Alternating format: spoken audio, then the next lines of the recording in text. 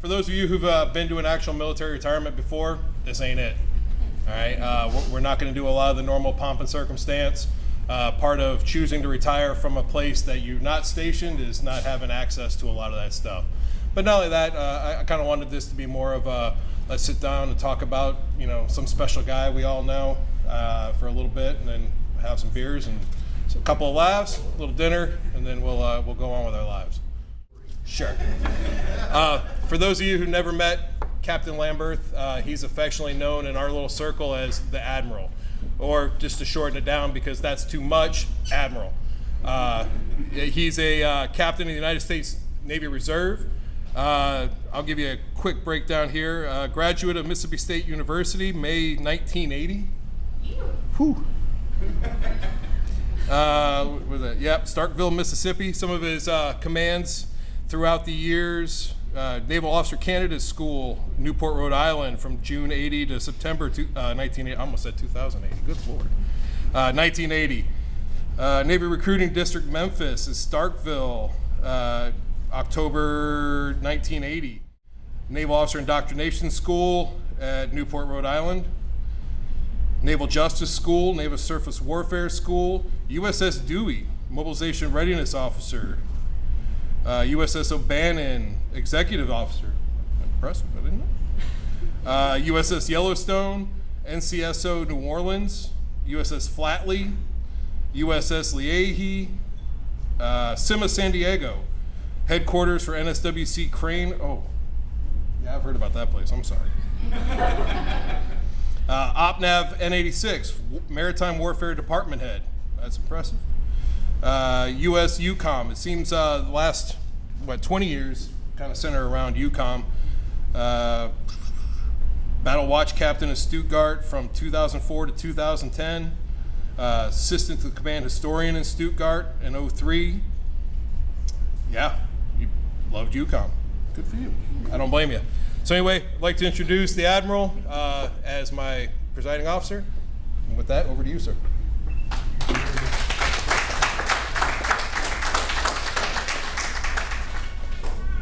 Good afternoon, I'm Mike Lamberth, and basically, I hate that word.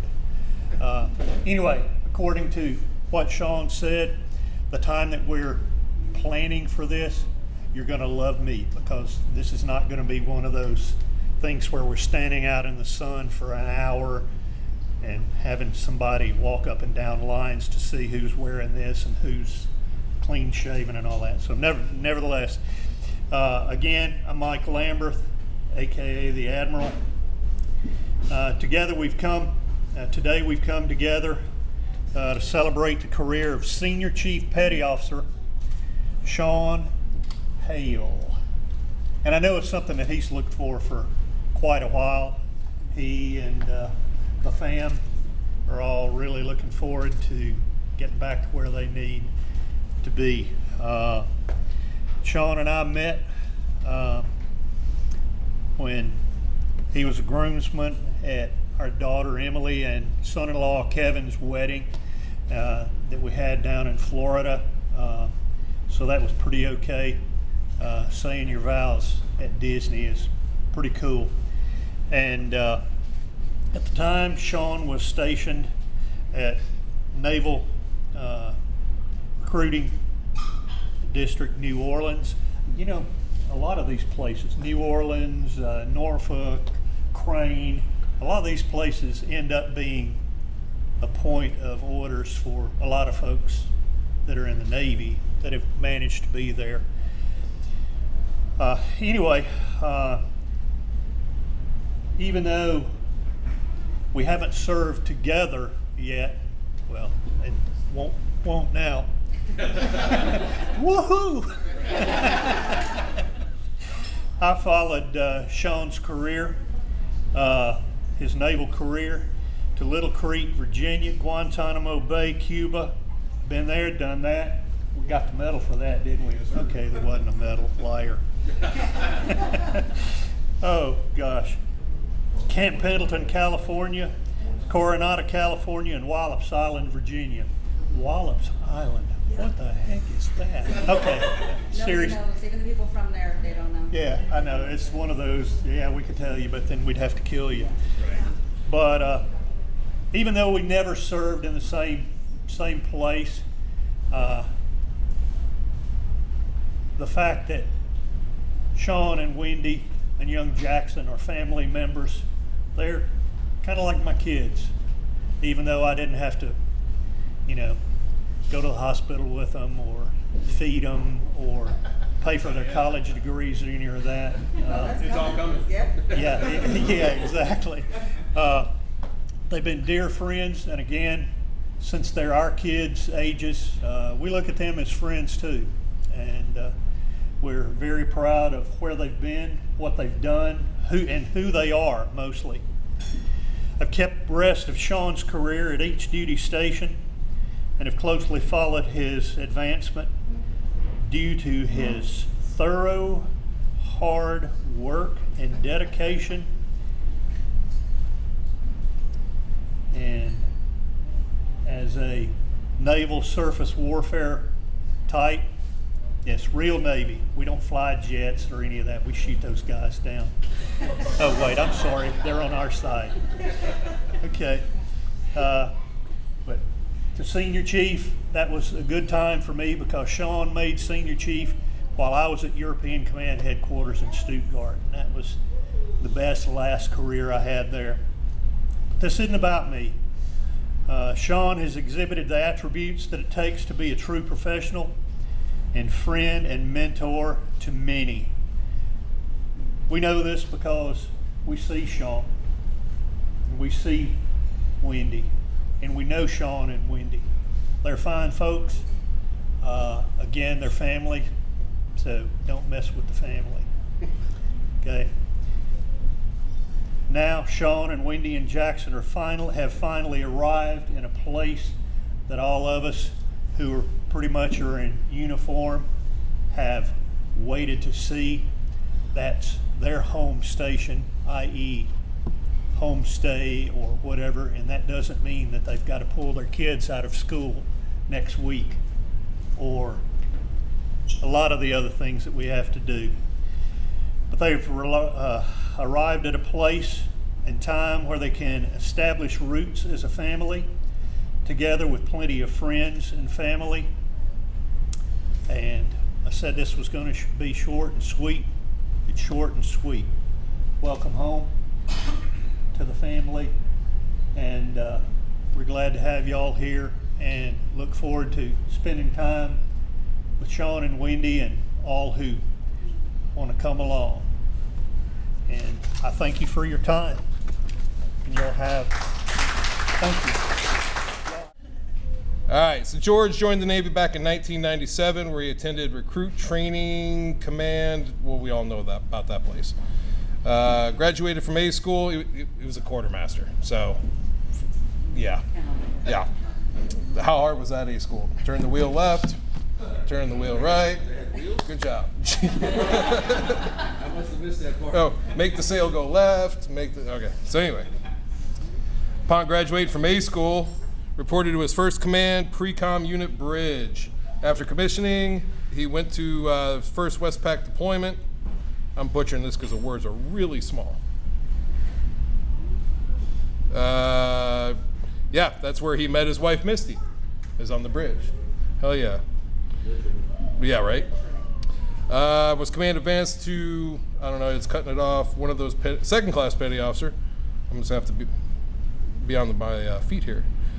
February 2002, Chief McClain reported a naval brig. Oh yeah, you're one of those ones like to bounce around with all the guys that get locked up, put in shiny handcuffs. I forgot about that. Yeah, exactly. But when it comes down to it, I've known George for a lot of years. We met, I think, around 2011 or 12, around that time frame. Been a great friend ever since the moment I met him. We've had a long run together. Sometimes me telling him what to do, a lot of times him telling me what to do. But he was, I was a guest speaker at his retirement, 3 years ago? Yeah. So I told him it was payback time. Get in the car, drive. Yeah. All right, so my good friend, George McClain.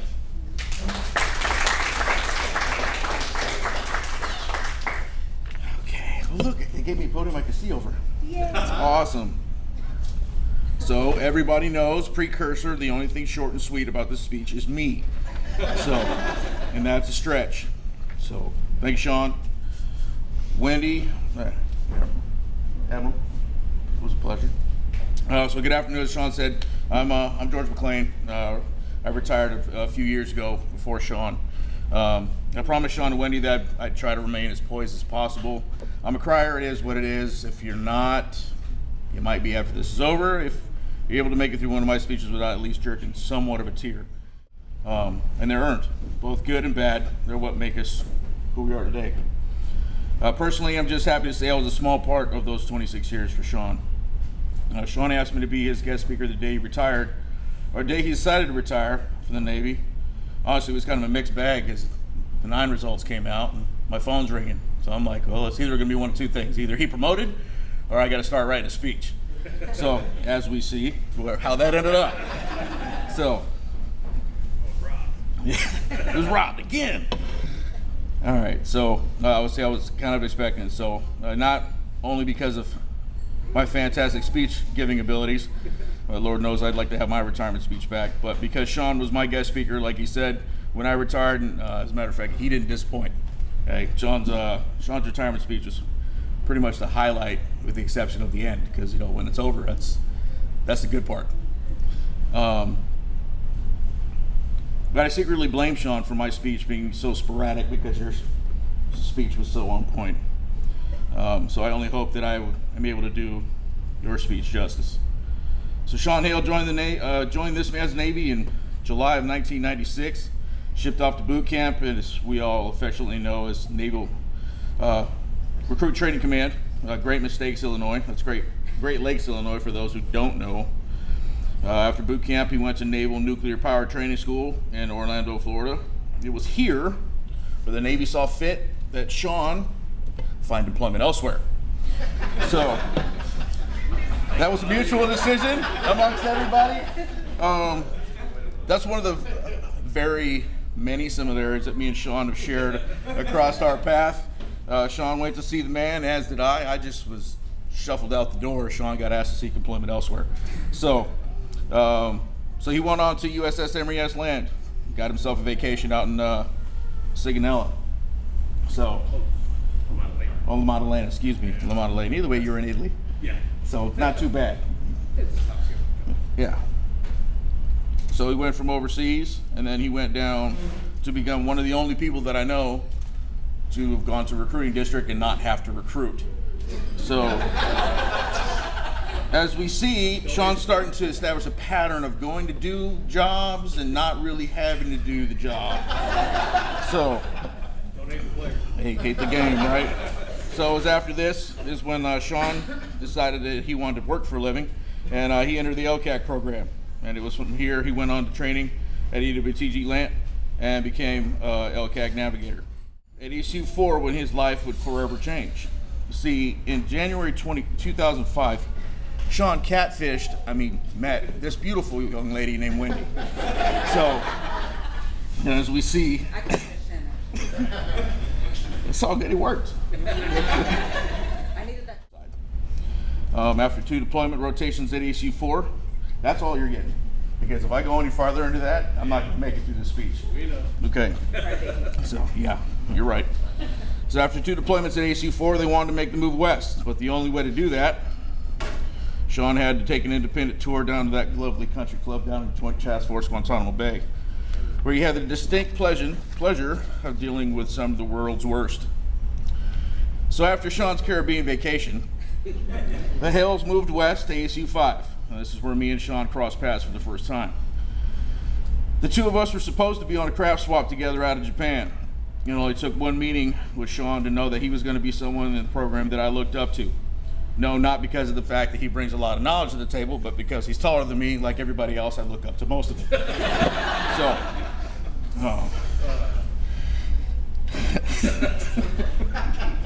oh man. So not only did Shawn and me during his first tour at AC5, but he and Wendy also welcomed Jackson into the family in July of 2011. Shawn went on to complete his first deployment cycles at AC5 and then on to EWTG PAC. So it was about halfway through Shawn's deployment, first deployment at EWTG PAC. I'm scraping by down there. I'm hoping for orders for somebody to come down, and I see Shawn comes into his window. So I sent Shawn an email. I said, hey man, I got a spot for you down here at EWTG PAC, see you on your return. Wasn't asking, it was more like telling. Because we had already had the orders written, he didn't have to call, he didn't have to screen. But that was back when life was good, when we could do those kind of things. So Shawn shows up, as Shawn normally does, walks in, kicks the door down, kicks whoever's in his seat out of his seat, and commences to claim the room. I'm like, okay, so that desk is yours. Let's have a chat. So he gets down to me. I said, look, looking dead in the eye because I was his chief at the time. And I said, so what are your plans? So Shawn stops, ponders for a second, as Shawn does before he has a deep thought, and puts things so eloquently to get his point across. He goes, yeah, I'm done. I'm just here to retire. I'm here to teach. That's about all you're going to get out of me, Chief. But we talked him out of hanging out, and so our thought process was simply this: you give us a year, and we're going to get you where you belong. So what we found was that he just didn't have that extra kick in the ass that he might have needed. Because we've compared Shawn's record to a lot of other folks senior to him, and we've always addressed Shawn Hale as Shawn Hale, not OS1 Hale, not Petty Officer First Class Hale. We've always referred to him as Shawn Hale because in the mess we've always referred to Shawn Hale. Shawn Hale's a problem because Shawn Hale's done more than a lot of other folks that we know. So we knew that eventually Shawn was going to be wearing anchors right alongside us. We just needed to convince Shawn of that. So after we're done, we've set off and we pummeled the engineering office for all their sailors of the quarters and sailors of the year. JD made chief, so September 16th, 2016, it was one of the proudest days that I've had the honor to be a part of. Not only did we help you get there, but I got to put your anchors on you with Wendy and Jackson. So that was pretty epic. And then mind you, both of us were about 30 pounds lighter that day, so we're all pretty much unrecognizable in the pictures. But still one of the best days ever. But wait, there's more. So while Shawn went on during this tour, shortly after he put on chief, Shawn went on to plan one of the biggest ops in AC5's history. One that saw me get grounded for about 6 months because of the fact that Shawn flew me way too much. But when asked why I flew so much, because we have restrictions called crew day and crew week. Crew week is about 48 hours. It's exactly 48 hours you can fly continuously in a week. Well, I put about 73 up for Shawn. And they asked me simply, why'd you fly so much? Called to the captain's office, got asked the same question. The answer was simple. Shawn needed me. I didn't say no. So we go. We don't let family fail. Let's see. And Bravo's awesome. So, got to get that in there. So, we thought Shawn might have been done there. He's going to go on. He's going to retire chief. He's happy. Do a deployment, have all that fun stuff. But then he would go on and shot the world one more time and put on an anchor. So this time I make the senior chief his first go around, thus capping his LCAT career when they said, okay, you got to go play real Navy. He would then finally leave the program and then go on to be the senior enlisted leader at Wallops Island, Virginia. Well, I guess if you're going to put Shawn Hale in charge of something like that, out of sight, out of mind is the best place to do it. So that's pretty much brings us here to today. Somewhere in between that, all the people who have pushed you in the right direction or served alongside you have long since retired and been waiting for you to show up to the party. But including me, the guy who could sell ice to water. But we all knew you had it. Your turn. The rest of us have been carrying that bag for a minute, so get your fancy cookie, your fancy stars, and I'll go for us to do good things like JB did when he went back his second tour. So somewhere along the line, you did some other cool stuff. Shawn's a graduate of the Senior Enlisted Academy 225, U.S. Navy Command Master Chief course. Earned his surface pin, his information warfare pin, his aviation warfare pin, as well as his Master Training Specialist designation as an instructor. His decorations include the Joint Service Commendation Medal, Navy Marine Corps Commendation Medals, Achievement Medals. There's a cap on these, dude. You know, Right. you can only get so many. It's been 12 years since first class. He's just going to keep racking them, bro. Well, I guess. In a nutshell, and an accomplished one at that, but all of this is in no small part to the support system at home. To Wendy Jackson, thank you for the tireless hours of support you've given your husband and dad. Shut up, Wendy.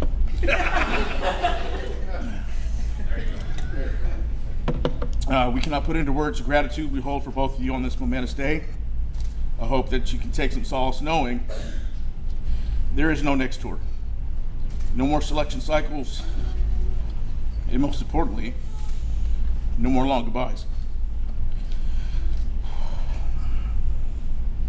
We give him back to you almost as good as we found him, although he may have a couple extra wrinkles and a few gray hairs in his beard. To be, that is. Not even those. Now, even though this objective is complete, this is not the end, because your ceiling is limitless. This is just the beginning of your newest chapter, and as you can imagine, we're all very excited to see you guys write it together. Okay, stretch this one out. All right, Shawn. Oh, man. As you can imagine, this has been one of the hardest speeches I've had to write and make it through. I don't think I cried this much during my speech. Because you know I'm a crier, cannot begin to tell you, as someone who went from being your chief to your brother in the mess, and to being just someone else who passed me up in the ranks, how proud I am of what you've accomplished since our chat. Now that I don't take credit for any of it, because you had to do the hardest part and tell Wendy you weren't retiring the first time. I said, but Second time. those weren't my fault. I did start the trend, but those weren't my fault. I said, so thank you for everything. Every time you supported me, counseled me, disagreed with me, and told me to stop touching the radios because I wasn't an Av anymore. And most of all, believed in me as much as I believed in you. I said to you all those years ago, you are my brother, family to my family, and will always be in your corner, no matter what. Enjoy your new adventure as much as you have your last. Welcome home. All right, I'm done. That's it. So the next speaker, I wanted to preface this one because anybody with a social media account knows this is taboo. As you can see, my wife is sitting at the head table. Right? So before anybody gets on Shit My LPO Says or Goats Part Duex and bashes the fact that my wife's going to be a guest speaker at my retirement, I specifically asked her. Because she's been there for more of it than anyone else. Yeah, I met Wendy in 2005. We got married in 2007. And it's just been a wild ride ever since. So literally 17 years of my 26 in the Navy, she's been there for all of it. She's endured the highs, the lows. She's picked me up when I needed to be pulled off the ground. She's grounded me when I was just a little too high up in the clouds. So I thought if anybody deserved an opportunity to speak on my behalf at my retirement, it was definitely my wife. So with that, I introduced the beautiful, the stunning, the always on her phone, Wendy Hale. So I don't think anyone knows, but he actually spent about 3-4 hours on his speech and this morning it all got deleted. I actually had written my speech about 6 years ago. Never thought it was going to take that long, George. But like Shawn said, most spouses don't speak at retirements. I made the joke about TRICARE. Well, some of you guys don't know that I found Shawn online. I sold my business, I sold my home, and I left my family to be with him. And I'll never regret it. So, as George shared stories, a little late in the game of Shawn's Navy career, I've of course heard every story from the beginning. Some of you will probably recognize some of these stories. But the reason why we're here is because his goal was always to make chief. Never more, never less. And always, the chief results always came around on my birthday. Happy birthday to me. So when he finally picked up chief, one of the chief spouses asked that on what's called final night, where you are actually made a chief, that the spouse is asked to write, why do you think your husband would make a good chief? Now, I knew that this was going to be something that was supposed to help push him through to become a chief, but I knew he didn't need that. He'll never need that. What I needed to write was to the mess why I believed that he should be a chief, because I don't think they knew. I think they may have had an idea, but I don't think they knew. So what I decided to write was for them, not for him. So this is what I wrote. And there's only 3 people that have heard this: Shawn, his sponsor, Norm, and my mother. If your actions inspire to dream more, learn more, do more, then you're a leader. John Quincy Adams. I was asked to write an essay about why I think my husband will make a good chief.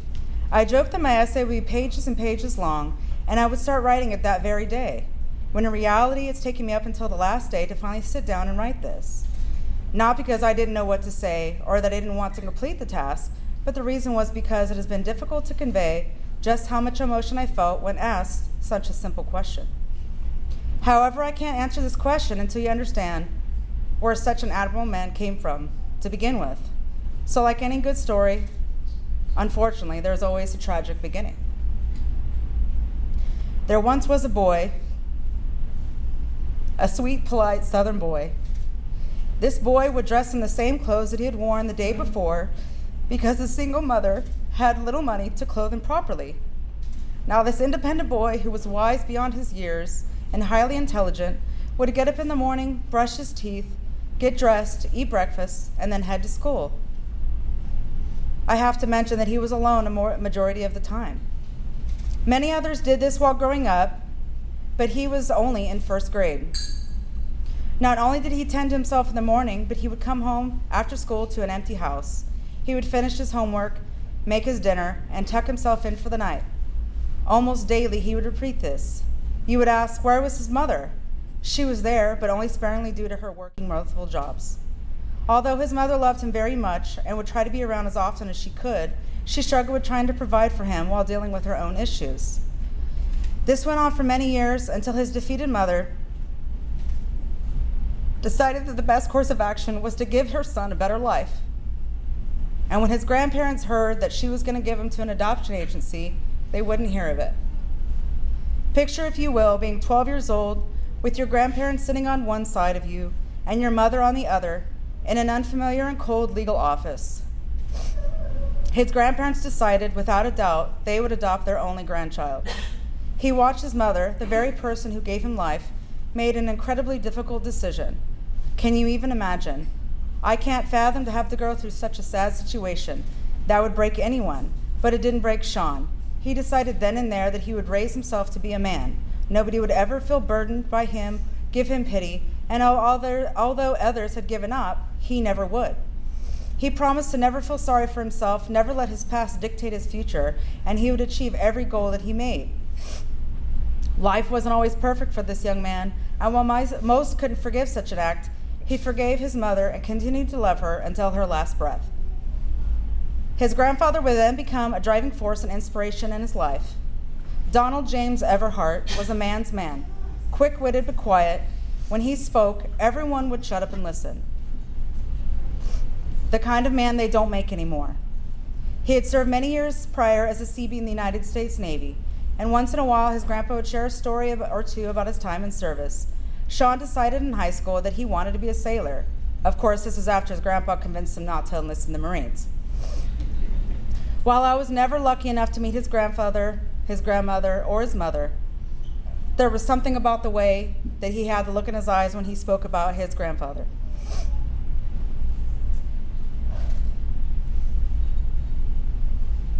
Shawn expressed that he had hoped to be at least half the man his grandfather was one day. So why have I chosen to tell you such personal things about my husband? Or what does this small glimpse into his childhood have to do with him being a good chief? I would have to tell you that the only way you could begin to understand why I think he would make a good chief are to explain where his strength and determination had originally come from. He, like many others, could have used his early life as an excuse as to why he never attained his goals, but he never has.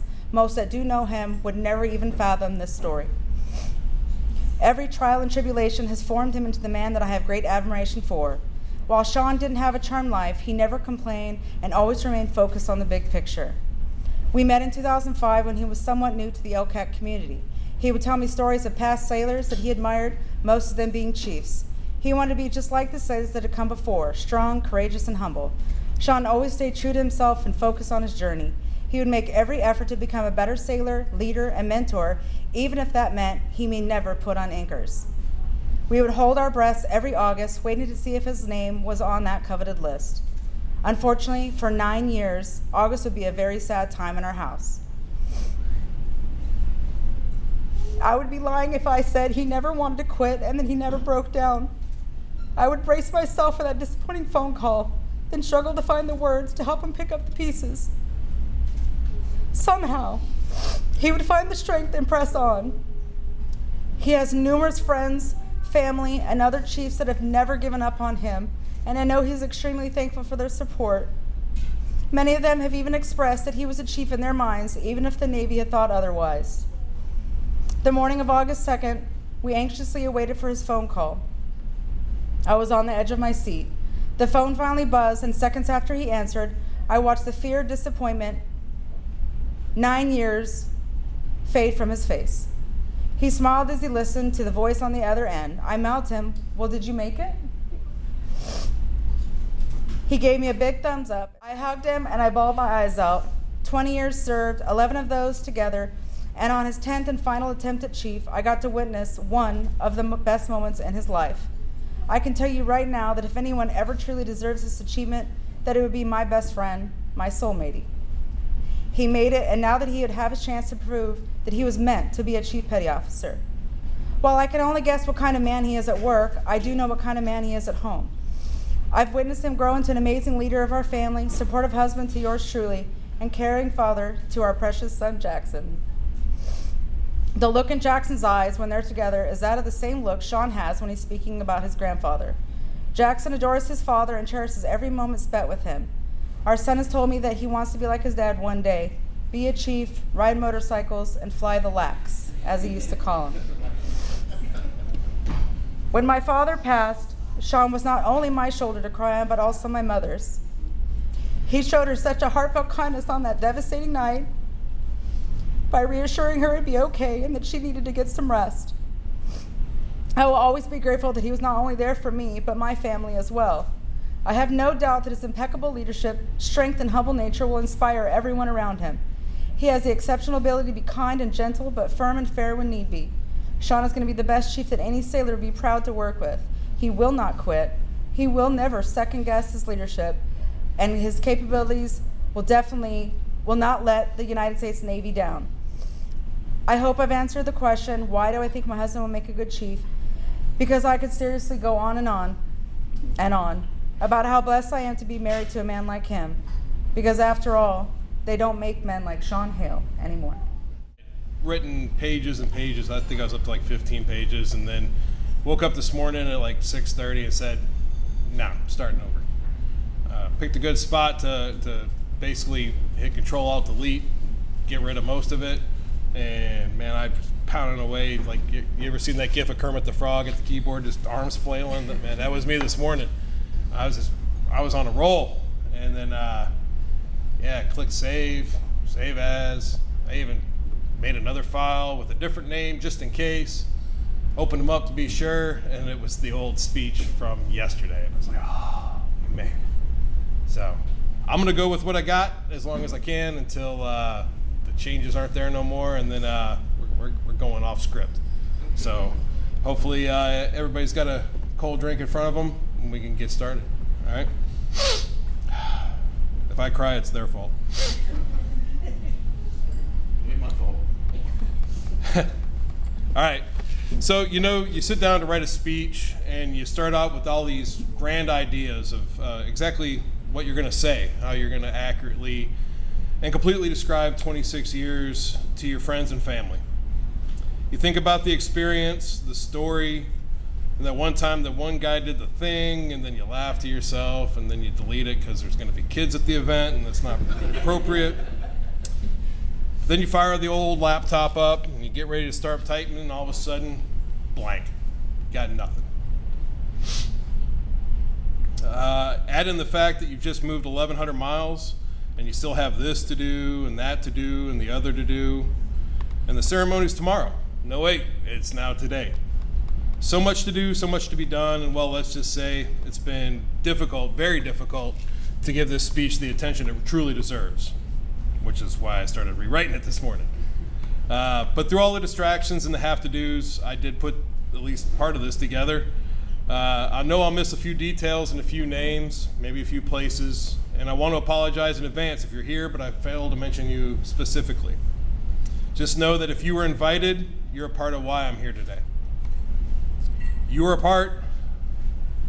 Damn it, when do you start this shit? All right. You were a part of my success, and from the bottom of my heart, thank you. But I had to write my thoughts down because if I didn't, there would be either no direction or no discernible end. And now we've got no discernible end, so thank you, HP, for that. But in the interest of stringing together some sort of coherent thought, without doing so for an hour and a half, here it was going to go. I want to start by thanking every one of you from the bottom of my heart for being here today. Some of you have traveled a really long distance to be here. Some from Florida, Iowa, Alabama, Louisiana. And I want you all to know that regardless if you drove from a couple of states away or just drove from the other side of the county, it means a lot to me that you've taken the time out to be here with us today. I say us because in my opinion, my family has served. We like to joke in the military about the dependas out there, with my BAH and TRICARE, the I serve twos, and what ranks are we now? Right? Yeah. What rank are we now? But those of you who know my family know that they're nothing like that, thank God. But they have served. They have sacrificed. My family's had to endure hardships that your average person would just never know. So in my humble opinion, this ceremony isn't just for me, it's for my family too. This is our retirement. So before we get too far down the rabbit hole, I promise that I will do my best to not swear. I can't guarantee it. But I didn't bring earplugs for the little ones, and swearing is my second language. So I apologize in advance for any bombs that I accidentally drop.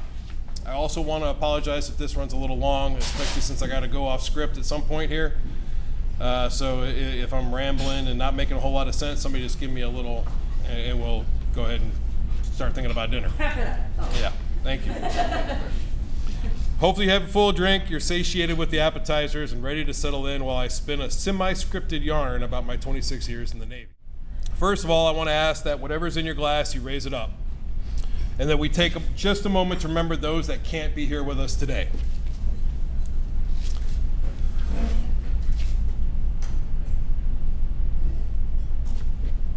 Whew. And it's on the floor. Right? Many of us know someone who paid the ultimate sacrifice in the service of our nation. We here today, we are the fortunate ones. Very fortunate to not have made that sacrifice. We signed the dotted line and we're willing to be among them. However, we made it home. So in honor of those who've moved on to Valhalla, heaven, or whatever it is you believe, I say Slancha and thank you. All right. That's one of like 13, so everybody buckle up. All right, let's get this show on the road. So yeah, 26 years. That's a real long time. July 2nd, 1996, I was boarding a Greyhound bus in Gulfport to head to Jackson, Mississippi, complete my final MEPS and processing, and head to Great Lakes. Had no idea what was coming, but I knew exactly what I was leaving. Family, friends, and the only home that I ever really knew. But we all go through that at some point. Whether we're going to boot camp or to college, whatever it happens to be, we all have to experience that. Like most, I was excited about the future, but of course, I was sad to leave my home. But I always knew that someday I would be back. Never thought it was going to be 26 years later, but I knew it was going to happen. Guiltily. I like the song that I probably shouldn't, but as the singer likes to say, it's about damn time, right? When I think back on the last 26 years, it usually garners a lot of different emotions for me. Love, hate, adventure, fun, you name it. But I wouldn't trade a moment of it for anything. When you do something for 60% of your life, and really your entire adult life, it really becomes a part of your identity. It becomes a large part of who you are. And to think that you can just sit down, have a few speeches and a few beers and move on just like that, well, you have to be crazy. But it really feels like that's how it is, and that's how it's supposed to be. When I walked away from my last command, it was a huge wake-up call. I went from being at work every single day with my hands in every single thing, making decisions for every single person, to not having any idea what I was going to do when I wake up in the morning. I went from taking phone calls at all hours about this sailor's dilemma, this admin issue, or this thing that we just got to figure out right now, to a phone that hardly ever rings anymore. It's quite a change, and at times it's difficult to process. But I think this, a chance for us to sit down as friends, reminisce and recall and tell a few sea stories and drink a few beers, well, that's really going to help. 6 deployments, 32 countries, people and places of all types. Seen a lot, done a lot. So many stories, so many memories, so many experiences, and it's almost hard to believe that I'm closing out such a huge chapter of my life. But let's talk about it one more time before we box it all up, hang it on the wall, and move on with our lives. Okay, this is the part where the computer decided I needed to stop and deleted everything, but I'm nowhere near done. So here's the off-the-cuff part. I talked about, I got like 4 words worth of notes here, so bear with me. I talked about how this is not just my retirement, but this is also my family's, right? And had mentioned that I appreciate every one of you who took the time to be here. What's really stood out to me, and you know, at first my speech droned on about I went to this place and did this and saw this thing and had this fun and blah, blah, blah, blah, blah. That's all boring crap, right? What I really wanted to talk about are all of you in this room here with me today. All right? There's several different kinds of people you cross paths with in your life. And the Navy gives you the opportunity to cross paths with a lot of interesting people, right? The way I look at it is the people in this room, you fit about 3 different wickets, right? The first one, no more or less important than any other one, and that's friends, right? I got a great core group of friends that I grew up with, went to high school with, went to middle school with. You guys are amazing. You know, from the moment I left home back in 1996 till now, you guys have never let me disappear. You know, I left home, no intention of coming back anytime soon. You guys weren't having it. You know, text threads, text groups. Hey, I'm getting married. You better be there, right? Every big life event that you guys had in your lives, you kept making sure I had a chance to be a part of it. And unfortunately, more times than not, I had to say I couldn't be there. And that can be hard. You know, you keep inviting the same people to your parties, and eventually they say no enough times that you say, I'm not going to invite them anymore. But they never stopped. They're either that dumb or just that resilient. But I appreciate it nonetheless. The fact that you guys never gave up on me, you kept, you know, asking me to be a part of your lives and part of the big stories in your lives all these years, I can't thank you enough for that. That made me feel loved. It made me feel like I had a home, even though I wasn't there. So thank you. And you make a lot of friends throughout your time in the Navy, right? Late to the show, but thanks for coming anyway. Pam and Eva and Ryan. Pam and Eva are my old roommates from when I was stationed in New Orleans, 2001 to 2004. Real Three's Company thing going on, right?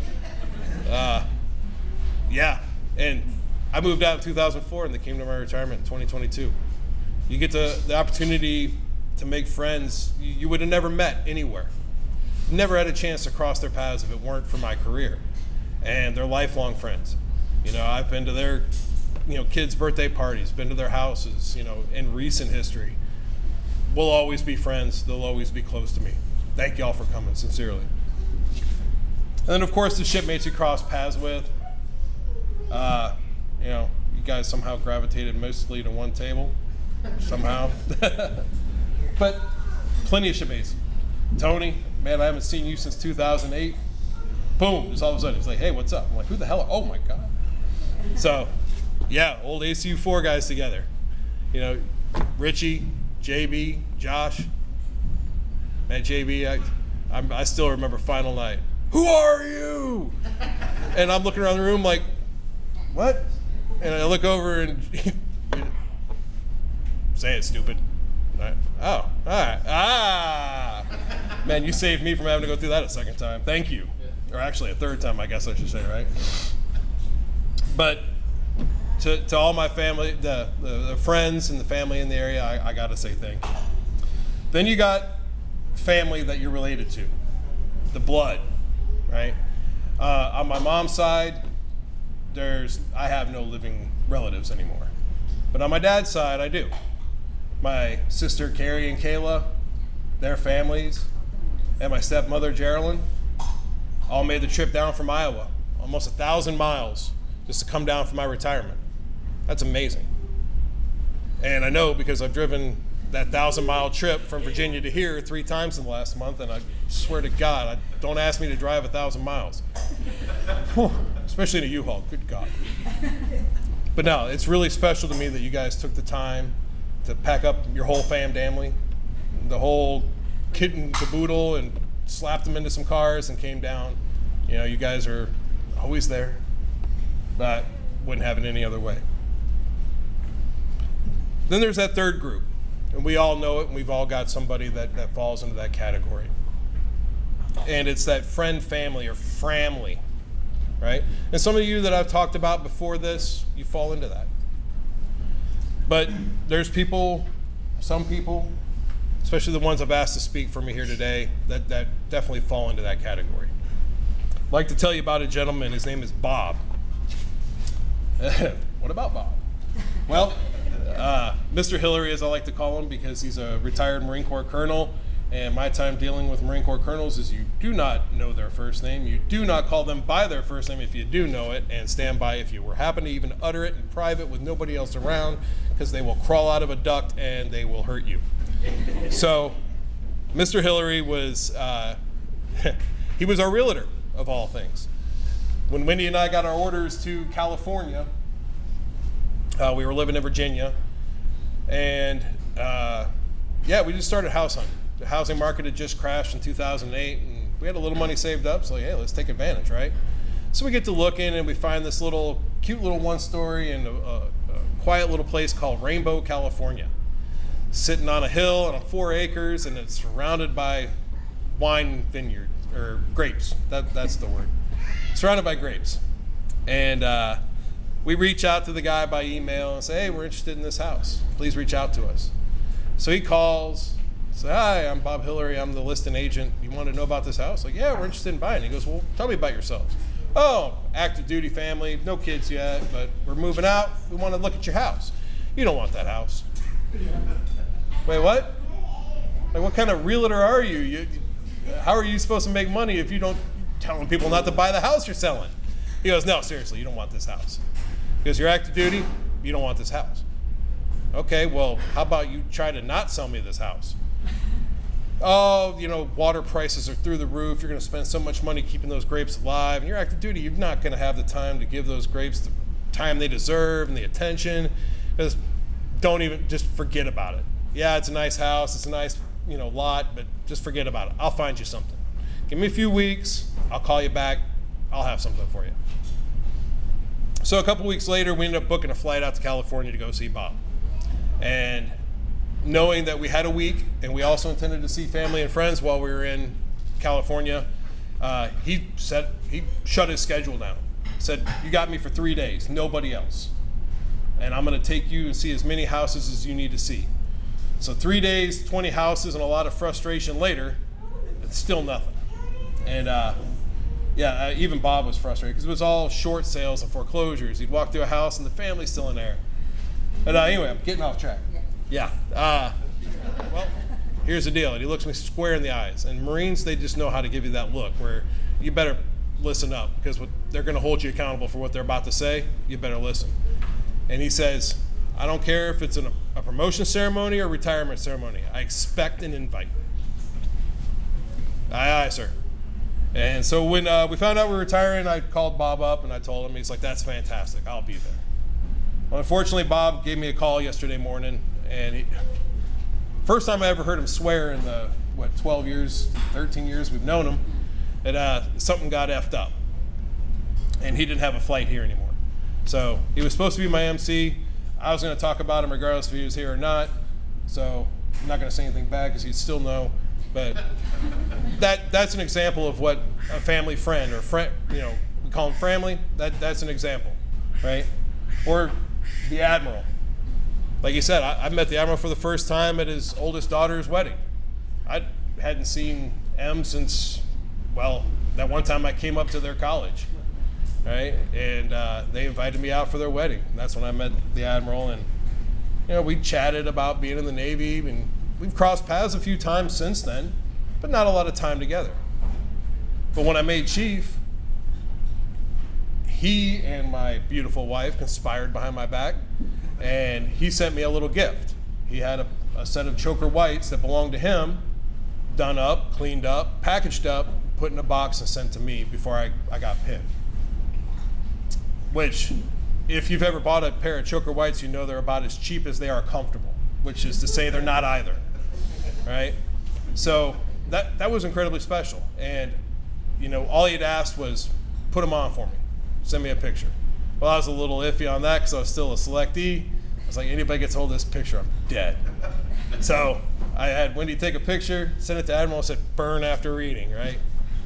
But the best part was the handwritten letter that he included in the box, where, he talked about the chiefs that he had encountered throughout his career and the admiration and respect that he had for Navy chiefs. And, how glad he was that I was going to be joining that core group of leaders in the military. And, some words of encouragement too. And it was something I really needed. And that's why I consider you family. Even on deployment. Deployments are tough, y'all. If you've never done one, it's tough. You're leaving so much that's important to you behind. And something as simple as the Admiral giving my wife a call, just checking in, seeing if you're okay. Anything I can do? What really can somebody do from several states away? Nothing, right? Maybe lend an ear, but sometimes that's exactly what somebody needs. And he just made those phone calls just because he probably could, just because he wanted to. That makes somebody close. And finally, I want to talk about that guy. Yeah. No, you know I'm talking about you. This guy keeps asking me, what took you so long? What did take you so long? Look in a mirror, clown. You talked to the guy who was retired twice. Yeah, I know. Yeah. He told a lot of the story. You know, my brother-in-law had asked me yesterday, so what are you going to miss most? I told him the camaraderie, the brotherhood, just that bond that you have with a bunch of people that probably didn't know a couple of weeks, couple of years before. And fortunately, somebody used Gorilla Glue when we met, because that's definitely a bond never going to break, right?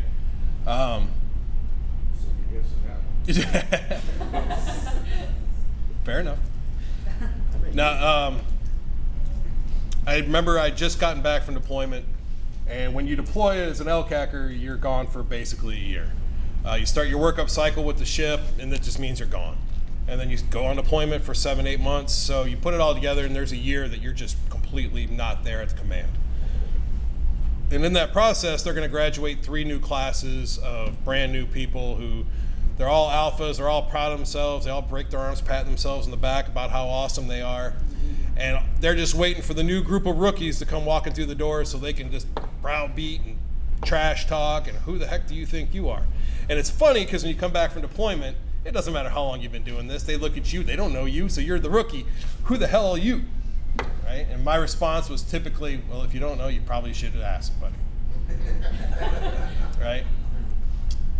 But not this guy. No. First time I met him, he walks up and goes, "Hey, aren't you Shawn Hale?" "Yeah." "Why?" "So I heard about you." I was like, "Oh, really?" "So yeah. So I'm going to pick your brain. Until I get this place figured out, I'm going to be in your hip pocket. Just better watch out." Roger that. Right? That a whole lot better than the whole "who the hell are you?" Right? So, friends ever since. And yeah, George promoted well ahead of me. And when I went to training, I worked for George. And we had that very same conversation he was talking about. He was not making that one up. "I'm just here to retire." I still remember that.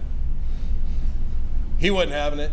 And I remember the 8th time I got passed up for chief, he dragged me kicking and screaming out of the SCL's office, and he said, "Hey," talking to the SCL like I'm not even in the room, "what do we got to do to make this guy a chief?" "Well, does he have this?" "Yep." "Does he have this?" "Yep." And I'm just sort of like, why am I even here? You're not even talking to me. They're back and forth in each other. "All right, we're going to do this, this, and this." "Got it." They both look at me like, "You got it?" I'm like, "Sure." So their plan didn't work. And as soon as he knew I wasn't on that list, I went home for the day. I was like, man, good. Just exactly what I needed. I got to retire.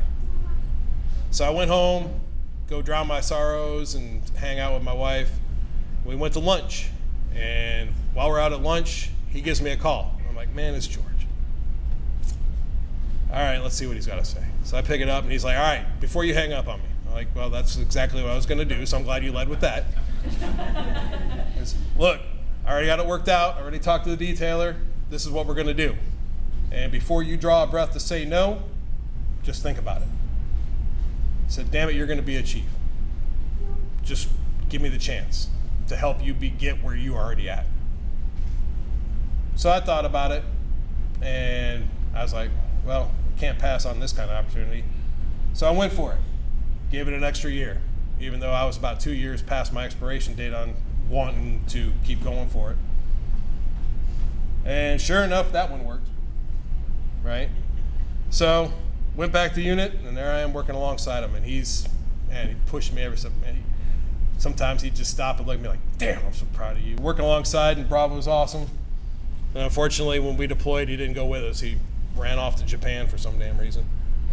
But, yeah, fair enough. But yeah, I mean, this guy, he wouldn't let me quit. He drove me every step of the way when I was too tired to move on, when I just didn't want to do it anymore. He said, nah, you're not done. And he'd yank me up over his shoulder and just drag me along until I got my feet back under me again. That's somebody important to you. But family isn't always, your parents, your brothers and your sisters, your surrogate brothers and sisters, like the mess. You also have the family you helped create. All right?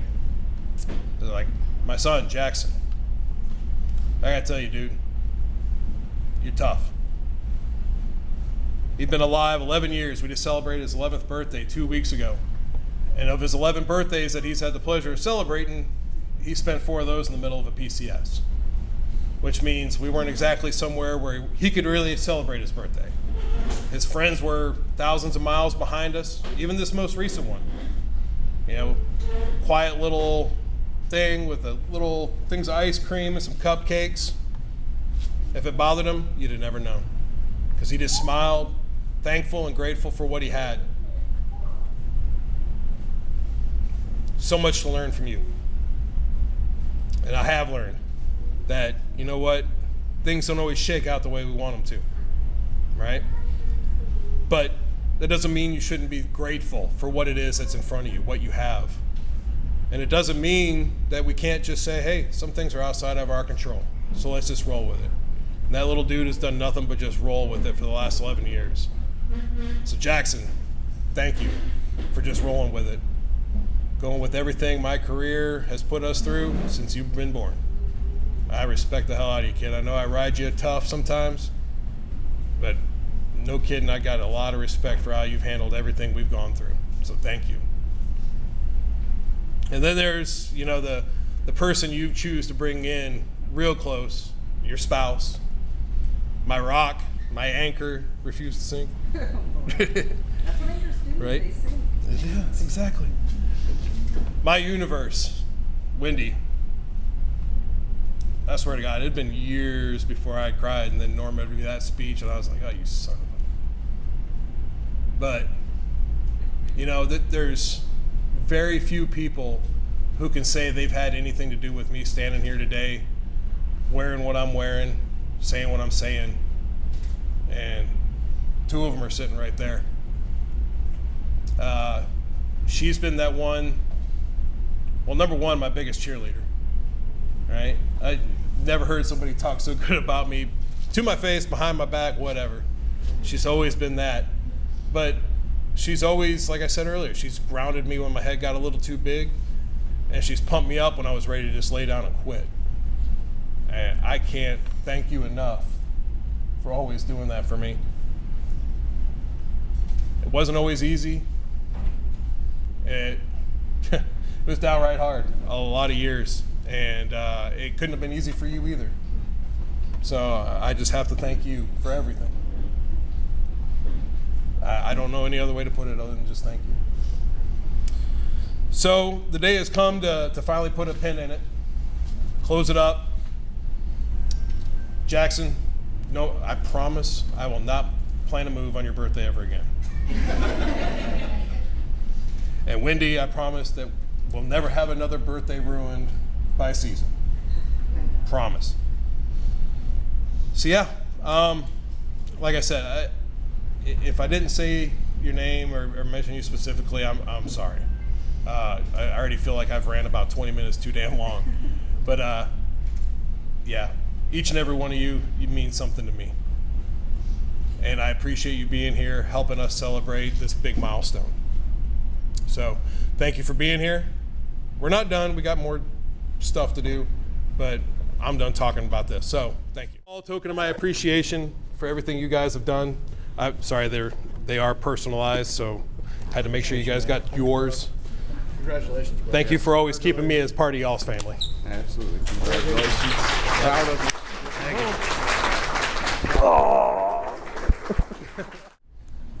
George and Admiral. That's not the box this came in though. The box is right there. Oh, that's right. I messed that up.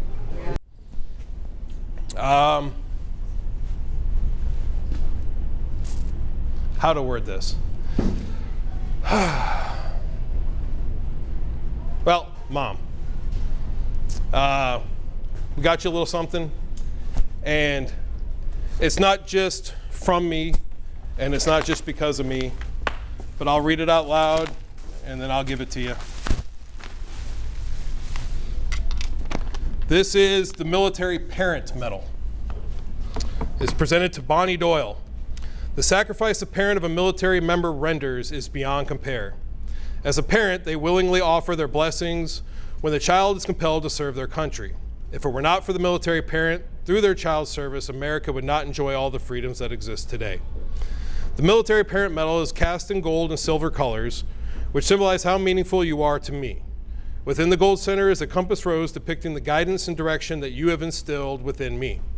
The two-piece laurel leaf wreath shows your constant offering of love and support for the decisions that I, and obviously quite a few others, have made throughout our lives. The raised rippled top edging is indicative of the many opportunities you offered to me and to the others. There are 4 stars around the lower half of the silver ring, symbolic of your teachings of duty, honor, integrity, and devotion. Thank you for being there for us. The reason Bonnie is not my mom, but I call her mom because she's demanded that she be my mom. From the moment I met her, the very first time, she made up a sign and everything. It was hanging on the fence. Welcome home. I'm like, I just got here. Sure, all right. Hi, I'm mom.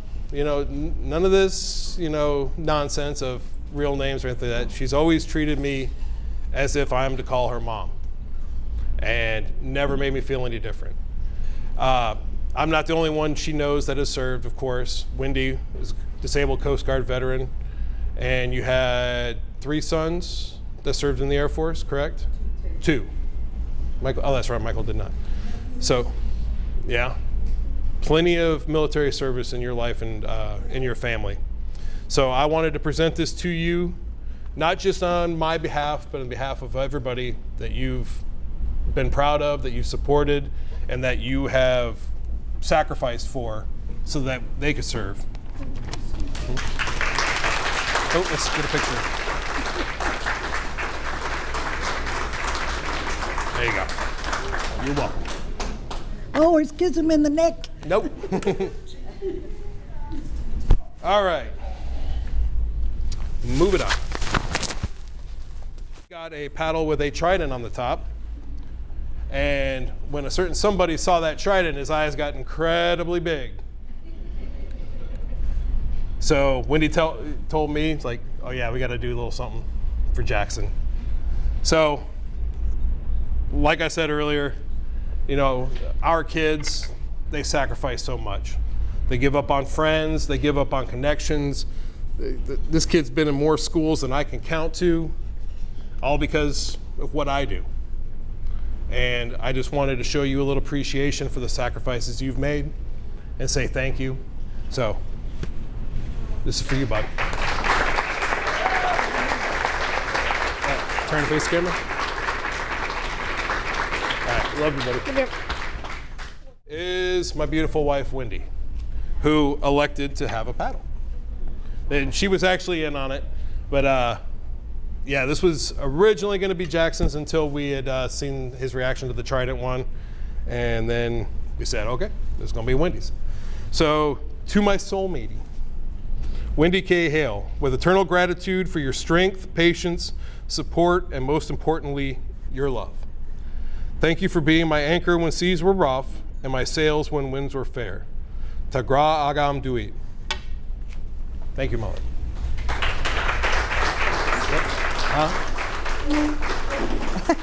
Get out of the way. For us, retirement's not only an option to change where we live and change what it is we're doing with our lives, but change a lot of other things. As Wendy had talked about, my grandparents had adopted me back when I was 12.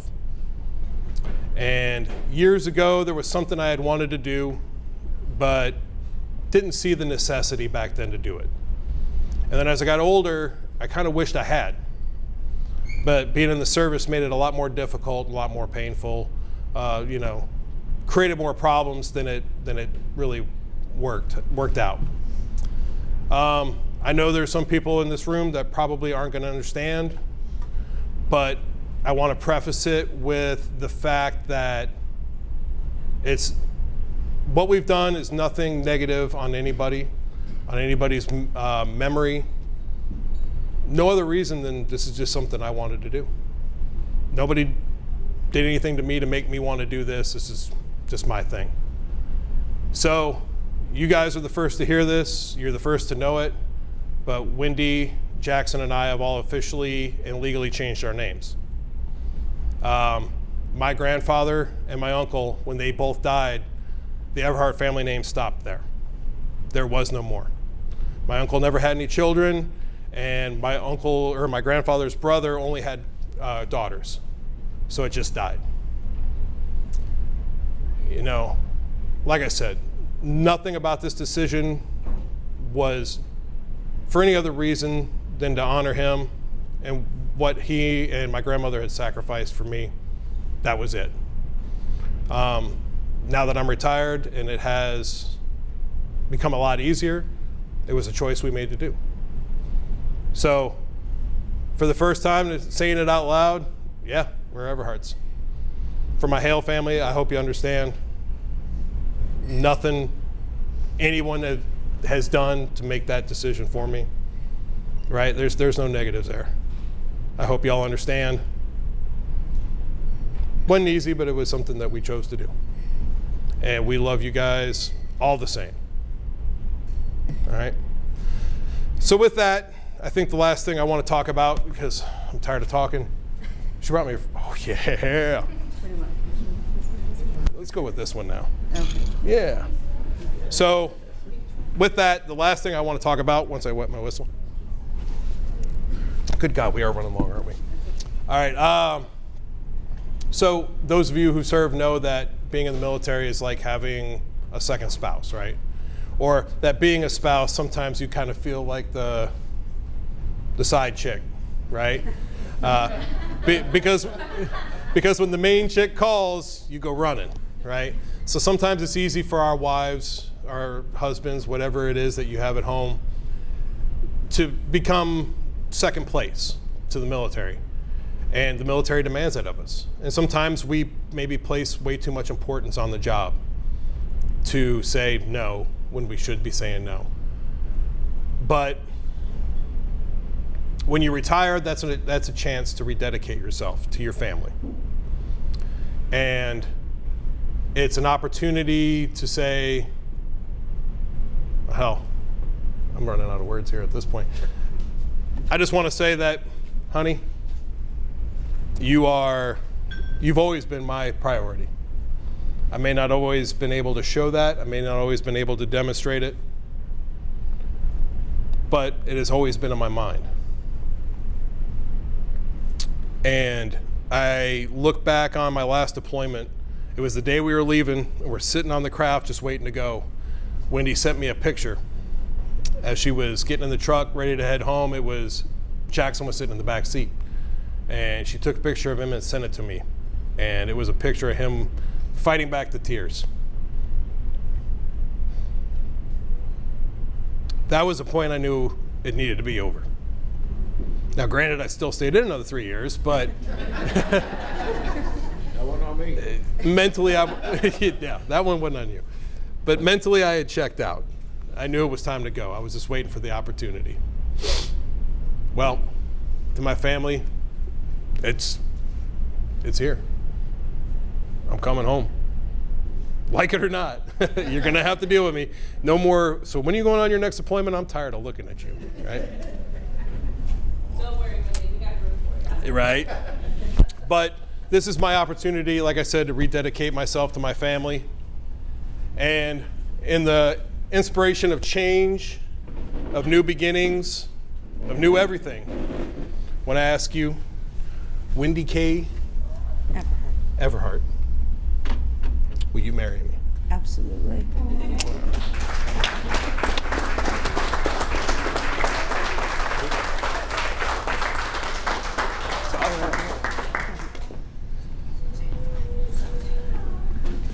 So, our vows when we married each other all those years ago, with these hands, I give you my heart and I crown it with my love. With these hands, I give you my heart and I crown it with my love.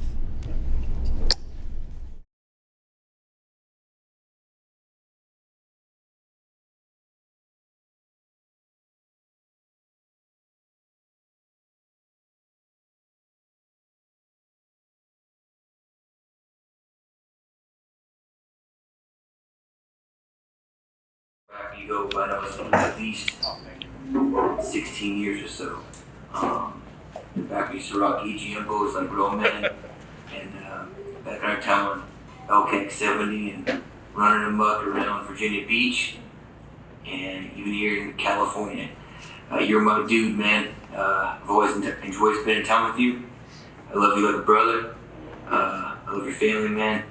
And some of my best times are flying a boat have been with you. We've done it all, bro. Investigations, freezing LCACs, running loads on 3 main engines, going up hills. You know, we've done everything, man. And outside of work, we're always really close too. Besides just work, you know, that's what made it real special with you, man. You know, barbecuing, getting draft, watching football. I mean, I go on and on with all the stuff that we did. I mean, I noticed how long we both had hair back then. You're my dude, man. You know, Jake and Reggie, and part of life, man. Everything has come to an end, even as bittersweet as it is. You know, it's a tough thing, but it's exciting. You know, you made that journey when you were a kid to make that decision, leave home and join the military and make something of yourself. And man, you did it all. You hit all those wickets. Everything someone said you couldn't do, you did it, and you excelled at it.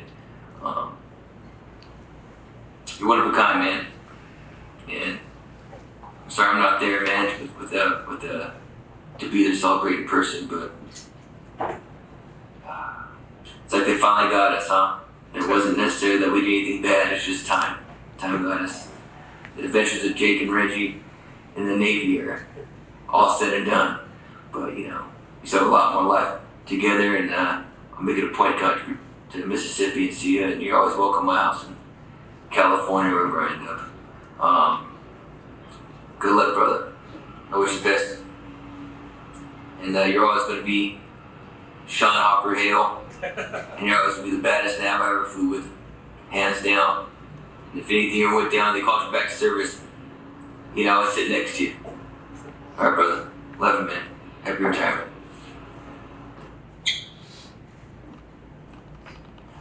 Shawn, brother, congratulations, man. 26 years.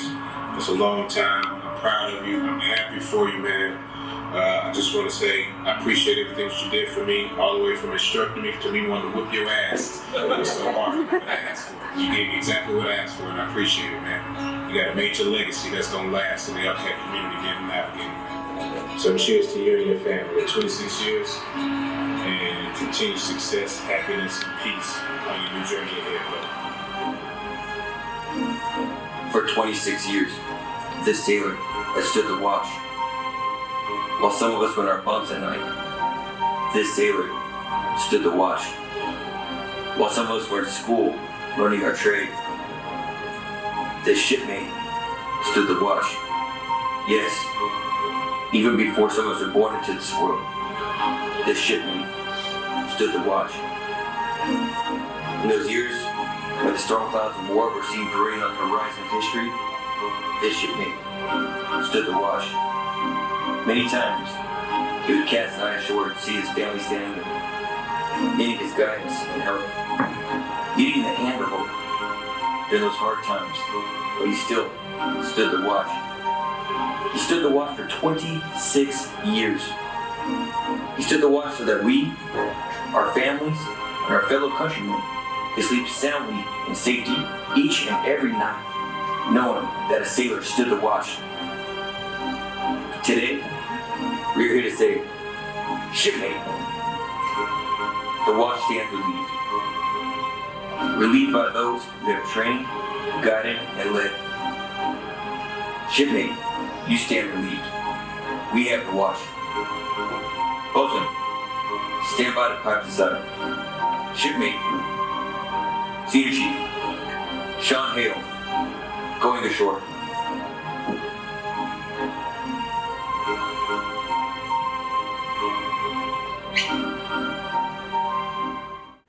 Senior Chief Hale. That's what you're going to be until you walk out that door. You have on this day experienced that which comes to all of us who serve on active duty in our Navy.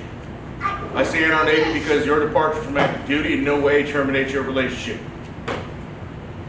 By law and tradition, U.S. Navy retirees are always on the rolls and ever ready to lend their service when the need arises. The respect that you have earned as the chief was based on the same attributes that you will now carry into retirement. You should have no regrets. Do not view your retirement as an end of an era, but rather as orders to a new and challenging assignment, to a form of independent duty, remote, some would say. Remember well that you have been and always will be an accepted member of the most exclusive of all fraternities, that of the United States Navy Chief Petty Officers. The active duty chiefs salute you. The retired chiefs welcome you and wish you the traditional fair winds and following seas. Chiefs fall out.